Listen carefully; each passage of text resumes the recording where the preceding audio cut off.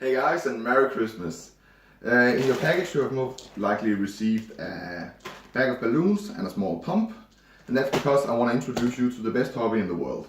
And it's going to be the best party trick in the world and the best make kids happy trick in the world, and I hope you're going to enjoy it as much as I've had. You start with your balloon. Don't do any twisting or anything like that, because that'll just show a stress in the end. You just insert it on the tip like this.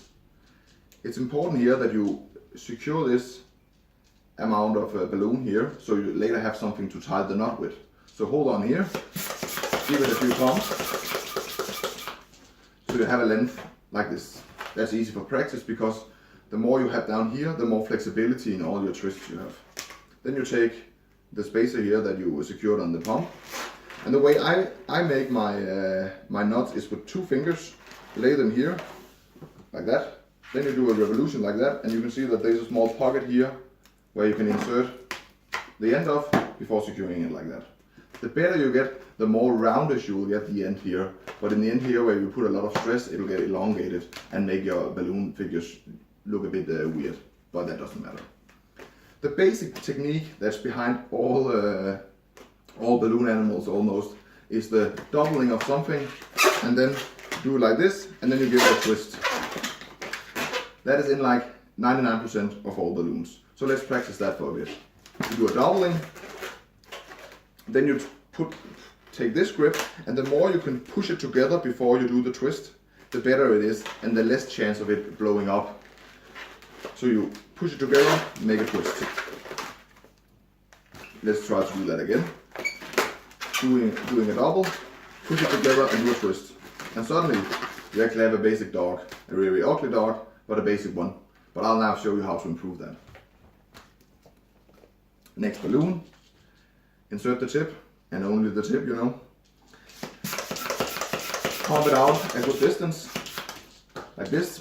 It doesn't really matter, but like half a meter or something, but the more practice you get, the better you get at getting the first length here correctly, and also varying some of the sizes in the animal you're making so that it'll end up with a nice proportional size. But you do the same, knot again, doubling around and into the hole. Like that.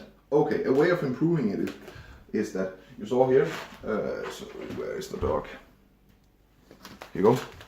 You saw here that I got a small head and a weird neck and stuff like that.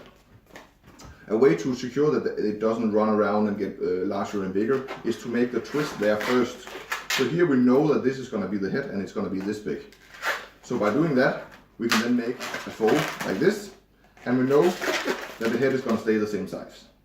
Another thing we can add is that now the ears are a bit weird, just like a single curve instead of being 2 separate ears. We'll try to do that now with the front legs. But again, we secure the neck, so we make sure it gets a nice fluffy neck, so it's not too wobbly.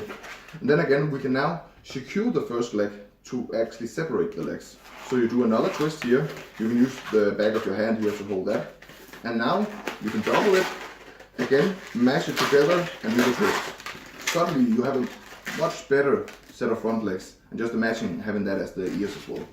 Now we do the same, we secure the body size, but here is the place where it's most important to like know a bit about your balloon when you're making the dog.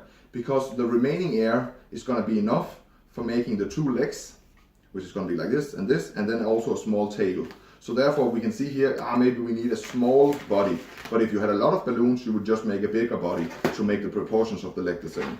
So a small body, secured like this, same size as the neck in this instance. Then you secure the first leg, double it, mash them together and do the twist. Now you have a balloon. And let's add a cool little feature for making a good party trick. By adding a bit of stress out here, the balloon is more likely to expand in this area. So if you hold it like this, making sure that the balloon cannot pop up here where it's most likely to do it because it's already stressed. Do like this and then this. Then there's and mashing your fingers together here, there's a big chance that this is gonna pop. And I ensure this is the best party tricks that will fool children and adults alike. Do like this and say, go over to their mouth and say, blow on this like a candle, and then it'll be like, and nobody will understand what happened. And suddenly you have a very nice poodle with some nice legs And in this case, not some nice ears, but you can mix and match however you like. That's it for lesson 1. Let's meet up again in lesson 2, where we'll make swords and hats and add some other cool features.